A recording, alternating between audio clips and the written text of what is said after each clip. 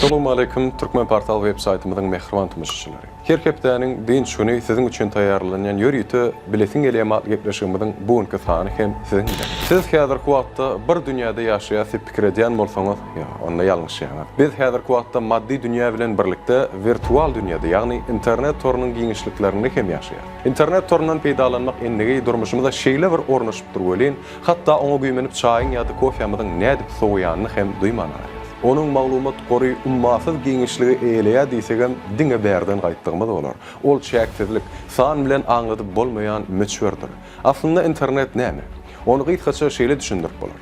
İnternet bütün dünýä kompýuter toru bolup, ol maglumatlar saklamak, gaýtadan işlemek we hemde iýermek üçin niýetlenen ajaýyp nersedir.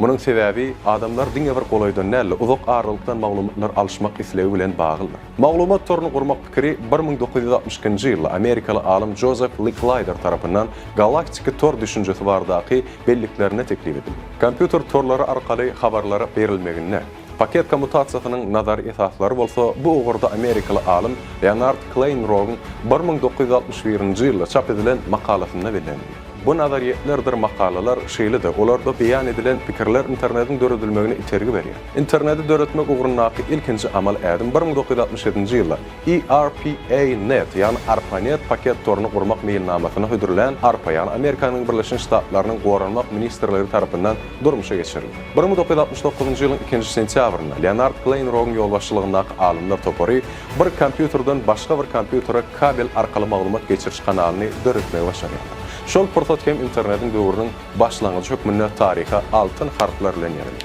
1973-nji ýylda ARPANET ýaňy belleşimi diýeli Angliýada we Norwegiýada ýerleşýän torlary baglanşdyrmak arkaly halkary derejesine çykýar. ARPANET torundan başga da radio, hemra ara gatnaşygy bilen beýlik tejribelik ulgamlar ösürilip başlanýar. Şol döwürde bular ýaly dörli kirli torlary birikdirmek aňsat usuly ýok eken belleşimi diýeli. Internet ösüşinde esas täzelikleriň biri de Robert Kahn'ın tor protokoluny oýlap tapşy bolýar.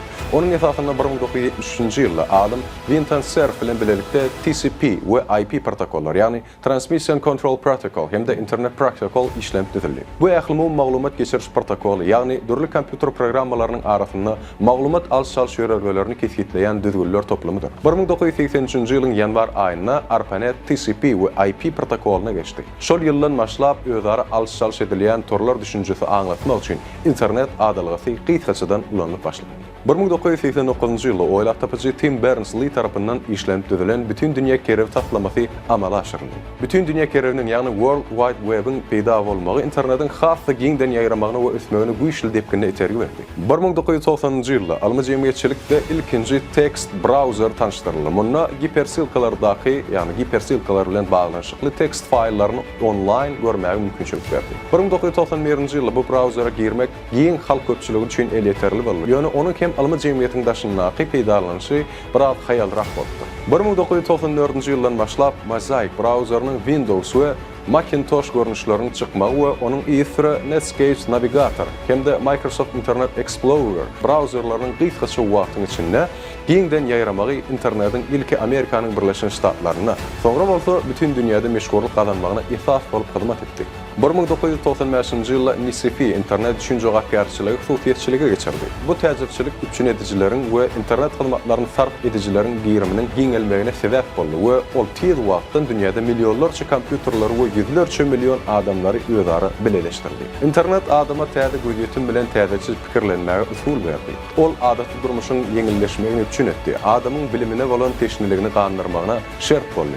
Insaniýetiň ösüşiniň täze döwür hökmünde özüniň keni dol açylmadyk täsirleri bilen bugünkü neslin durmuşyna giňden ul orun aldy. Ol geçmiş bilen şuny deňeşdirmäge mejbur edýän. Häzirki wagtda çuňur öwrenilýän bir töwi ulgamy öwrenildi. Mysal üçin bir fakta ýüzlensek, geçen asyryň başlaryna ýaşaýan adamyň ortaça bütün ömrüne gören eşlen maglumatlaryndan asyryň ahyrlaryna ýaşaýan adamyň bir hepdede alan maglumatlary has köpdür. Bu hem internetin we köpçülikden habar beriş terişdeleriniň täsiridir. Eýsem täze dünýä diýilip adlandyrylýan internet ulgamynyň ýaşlaryň durmuşyna näkel ornunyň badygyny bileliňmi? Gurrun internetin ýetirýän oňaýly mümkinçilikler bilen baglanşykly ýaly bolsa da, bu ýerde ol esas temanyň bir gyraňy. Bilmeli zat internetiň dörli müşkillikler hem döredip bilýändigini nazarda almaly. Bu haýsydyr bir hukukun abanýanlygyny aňlatmaýar. Eýsem internet meýdanyna özüň alyp barmagy hem tertibi, terbiýeti, medeniýeti we kadalary bar diýildigidir. Bu meseleniň möhümligini häzirki döwrüň şertleri, aýratynda internet peýdalanýanlaryň agla böleginiň ýaş nesilleriniň düzýänligini gösterir. Yer gelende bellep geçtik statistika.com saytynyň, ýani statistik maglumatlar saytynyň ýetirýän maglumatlaryna laýyklykda.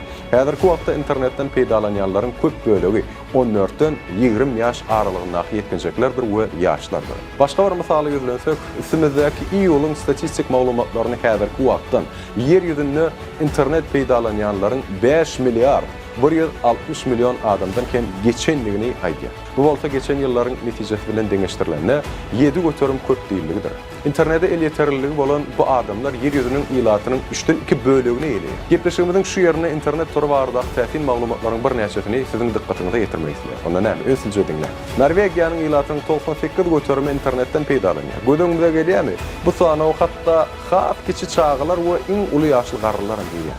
Bir günne ortaça 30 000 sany website kiber hüjümleriň zerary bilen elbetde döwülýär. Milyonlarça sayt bolsa gaýtadan açylýar, täzeden açylyp ýapylýar. Hytaýda internete juda baglanan adamlar üçin ýörite hassahana we öz bolşuly bejerigi merkezi hereket edýär. Bu ýere baryp internete bolan islegini ýerleşdirip bolýar. Barýandyr diýen çydama internet bolmasa bolanok dip olarym sana birinji nowatda telefonyň alýa eliňden, soň ýene şo meňiz bir näçe işler teň hassa sagdyny ýaşamagyň üçin ýerine ýetirip berýärler. Her minutda YouTube platformasyna ulanjylar tarapyndan dowamlylygy jemi 300 sagada barabar video rolik ýüklenilýär. Internetin has giýjirek ösüp başlamagyna garamazdan ilkinji elektron hat 1971-nji ýylda uradypdyr. Onu elektron poçtanyň esaslandyrjysy Amerikaly programmist Ray Tomlins ýoly goýdy. Trafigiň görünmänçi, ýagny iň köp giýirilýän website häzirki wagtda Netflix streaming platformasydyr. Ol dünýä boýunça tora birikmäniň 15 göterimini elýär. Tutuş 15 göterim şonky. Käbir maglumatlara görä bütün dünýä internet torunyň esasy infrastrukturasy iklimlary diňizlerinden, ýagny ummallaryň aslyndan biriktirilýän sim bilen baglanýar. Onun üzülmegi bilen milyonlarça, hatda milyardlarça adamlar bir wagtyň özünde internetsiz galyp bilýär. Gynanlarýan bolsa onda wagtyň barka, internetiň barka şu wejandy. Mehriban adamlar, edi watandaşlar, bilen bilesin gelýän ýetleşigimiň bu hepdedäki çäklerini internetin taryhy baradasyny ýetirmekden gyzykly we ajaýyp maglumatlardan şulardan ibaret. Gepleşigimiz goýunumyzdan turan bolsa onu ýanky edilýär. Like goýun, tekfir ýadyň we umman özüne nämetlerini gowulýar. Biz bolsa sizin bilen hiç ýyl hoşlaşamyk. Sebäbi şuňa diýýär, Türkmen portal Elmydam online we Elmydam sizin bilen. Ýadyňyzdan çykarmak mehribanlar, Türkmen portal sizin iň ygtybarly maglumat çeşme. Yeni kullerde, yeni gepleşiklerde görüşýänçä, hoşta bolun we şo günleri çelli özüňize gowjy